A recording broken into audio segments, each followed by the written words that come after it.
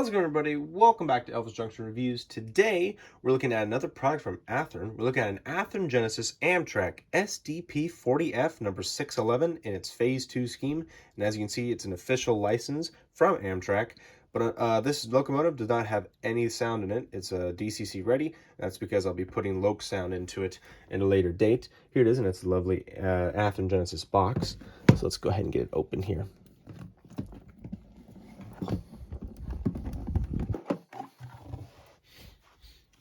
So inside we have a Horizon Hobby warranty, 1-year limited warranty information sheet right here, which is very nice.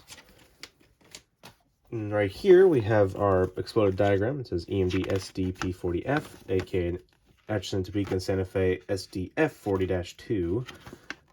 And we'll get into that part later. So as you can see, we have our lovely Amtrak and Santa Fe bits, and also the list of every single piece and part on this locomotive.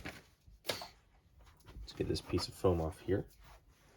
And as you can see, it's in a safe and protected plastic case here. Let's go ahead and get it out. It's right off the bat, it's actually quite a heavy locomotive just with all of the plastic and stuff inside of it as well. Let's get that blister package off. Take this foam out of here. Open up the clamshell. And there she is. And it's actually a very heavy locomotive, which is very nice indeed. All right, so now let's get into some history. And now onto some history. In the early 1970s, Amtrak needed new motive power to replace the rapidly aging locomotive fleet that they had inherited. They approached EMD about creating a new locomotive to be used on most of Amtrak's routes around the country. This resulted in the 3,000 horsepower steam generator equipped SDP40F. While initially a successful unit, a series of derailments soon led to several host railroads banning these locomotives for being faulty. Although this led to their early retirement, many of the units made it into Amtrak's Phase 2 paint scheme. Now our locomotive here, Amtrak 611, was built in June of 1974 with a low-profile body for East Coast service.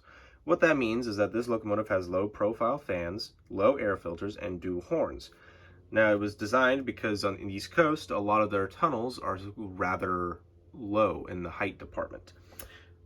Between 1977 and 1978, it was painted into the Phase 2 scheme, which we see here. It was eventually repainted into Phase 3 in the early 80s and was used on work train service during the 80s up until its retirement. All right, with history out of the way, let's get into some details, starting with the front. Alrighty, so we're looking at the front of the locomotive, and if we focus on the forehead of the locomotive, you can see the Leslie SL4T air horn that has been separated into two different parts. Just below that is the gyro light and Mars light. Now, if this locomotive had DCC and sound in it, the gyro light would flash and the Mars light would turn red. We have our number boards that say 611 on either side of the gyro light, and we also have our class lights, one right here as well as one right there.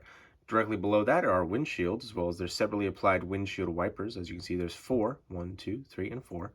Down here on the nose, if we focus here, you can see the main headlight. Just above that is the nose grab irons right here, as well as right here. We have our sand filler hatches, one right there, as well as one right here. On our angled part of the nose, we have 2 more grab irons, one right here, as well as one right there.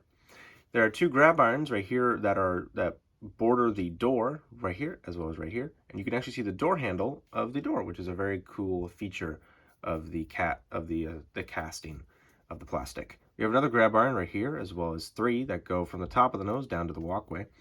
Now, as you can see, that the color bands, the blue, the red, and the white, they do not match to the door.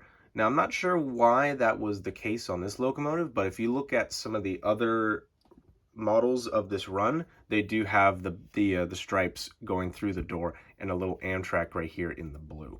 Now, I'm not sure why that's not the case for this locomotive, but I'm sure somebody can explain it in the comments. We have 2 electrical boxes, one right here as well as one right here. And we have our anti-climber as well as the walkway. You will notice that there are no handrails on the front of this locomotive. Now, Amtrak decided that the crews didn't need to enter through the nose, they could just enter through the side. So when we look at the side, the locomotive, you'll notice there are no steps leading up to that walkway. Now, when the Santa Fe would end up purchasing Amtrak would trade some of these locomotives, not this one in particular, to the Santa Fe Railroad in exchange for CF7s and some of their earlier switchers. Now, Santa Fe would extensively fix these locomotives. They would overhaul them, replace a steam generator, and fill them with better ballast so they would run more efficiently, and they would add a walkway and steps to the front of the locomotive so that crews could easily enter the locomotive a lot easier. Anyway, moving down here, we have our coupler cup bar. You can just see it. You can see our knuckle right here, as well as the air brake hose. 3 MU cables on either side of the coupler, 3 right here, 3 right here, and here are 2 grab irons on the top of the plow, and here is the snow plow. All right, so let's look at some rear detail. Looking at the rear of the locomotive, you can see a grab iron here just on the top of the locomotive, as well as our rear sand filler hatch. Just below that is our number 611, and just below the number is our rear headlight, which activates when the locomotive is in a reversing motion. We have grab irons that lead from the top of the locomotive down here to the walkway. There's another grab iron right here, as well as these 2 plated circles. I'm not sure what those are, but if somebody does know, please let me know in the comments down below. Below the headlight is the rear door, which also has a window in it, which is very nice indeed. And you will notice this in the rear of the locomotive does have a walkway, so at least there's one way to get into the locomotive. And you can actually see the door handle once again. Here are the handrails on the just on the walkway here, as well as you can just see them, but there are 2 rear handrails right here as well as right there. We'll see those a lot better when we look at the side of the locomotive. Down here underneath the anti-climber, you can see the coupler cup bar once again, as well as the 3 MU cables and their little slots that protect the ends of the MU cables from getting damaged. Here is our knuckle coupler, and here is our air brake hose. All right, so now let's look at some side detail. Looking at the conductor's side of the locomotive, like I mentioned earlier, you will see that there are technically not really any steps, but there is a grab iron right here. So in case, I guess, if you needed to climb up to get to service the headlight, you can climb up they're not really steps, but you can still use those to climb up. Right here, you can see a series of electrical boxes right below the cab, and there's that angled nose grab iron right there I did mention earlier. Here is the windows of the cab, as well as the door that you would use to climb in. And you can see the nice handrails that lead from the top of the door all the way down to the frame of the locomotive, which is very nice indeed. Here's the builder's plate for EMD, and you can see the great truck detail. I'm very impressed with this, as well as the, there's a speedometer recorder. It's an easier way to accurately track your speed. And you can see the lovely red, white, and blue stripe that follows the length of the locomotive. As we move along, you can see this barcode. This is how they used to scan locomotives earlier in the 70s and the 80s. It kind of went away when the actual barcode that we all know today was adopted and used for all kinds of purposes. And you can see all the vents and the grates here as we move along, as well as the phenomenal fuel tank detail, all the nice colors, as well as all these little bits here. And it literally says fuel right there. There's some illegible writing right below the word fuel, which is okay. You can see the grab irons that lead from the top of the door down here to the bottom, as well as a little step in the fuel tank, which is very nice indeed. And this little step here as well. Nice big Amtrak on the side of the locomotive. As we move the locomotive to the rear here, you can see another, I believe this is to fuel up the steam generator, which is here in the back. And we'll look at that a lot better when we look at the top of the locomotive. And you can see the rear truck detail as well as these steps right here, and some more illegible writing right below the stripes, as well as the number 611. It's pretty much the same on the driver's side, and I believe it's pretty much exactly the same because, well, this locomotive is a full cowl body locomotive, so it's going to have roughly the same thing on the other side.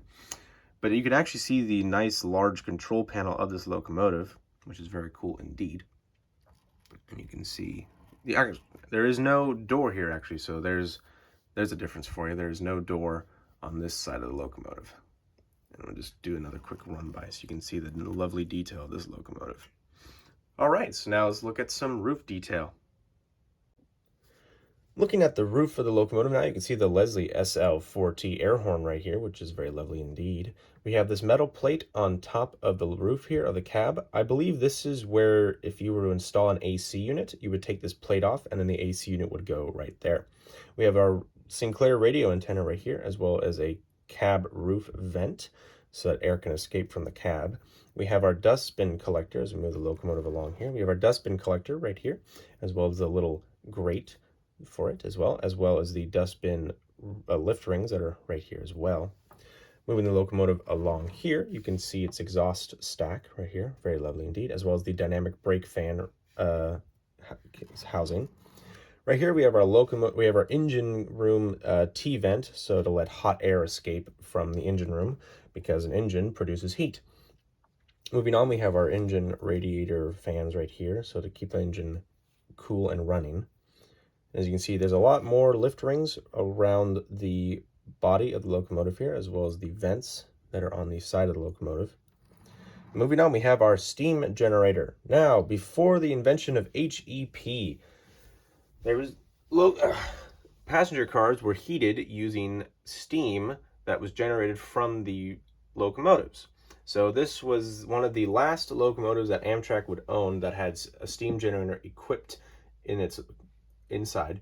Now, however, this proved to be a major design fault, as once the water tank inside the locomotive was not full, something called lateral motion would occur, and the water inside the tank would sway from side to side, causing the locomotive to sway from side to side, and that would cause the lighter passenger cars to eventually jump the tracks and cause a major derailment. But anyway, you can see these nice exhaust vents for the steam generator part, which is very nice indeed. Alrighty, so now let's get on to my final thoughts. So overall, I think this is a very good looking locomotive. I didn't find a single thing wrong with it, and I just love the overall design of the SDP45 as well as the F45 and the FP45. That styling of the cowl body, I think, just really is amazing, and it looks great. And the best part about these locomotives is that when Athearn makes them, they make them heavy, which is very nice, and I love that. Now, like I said at the beginning of the video, this locomotive is only DCC ready, and that's because I intend to put Loc sound into it and have it run with other early Amtrak era locomotives that I intend to purchase at a later date, so I can have a early 70s, late 70s style Amtrak train that hopefully you guys will get to see one day in a video. But anyway, I bought mine at Lombard Hobbies, and I will definitely put a link to their website in the description down below. But thank you very much for watching. If you enjoyed this video, please hit that like button and also subscribe if you have not, and hit that notification bell to see what I have to upload next. Thank you very much for watching, guys, and I'll see you in the next video. Bye for now.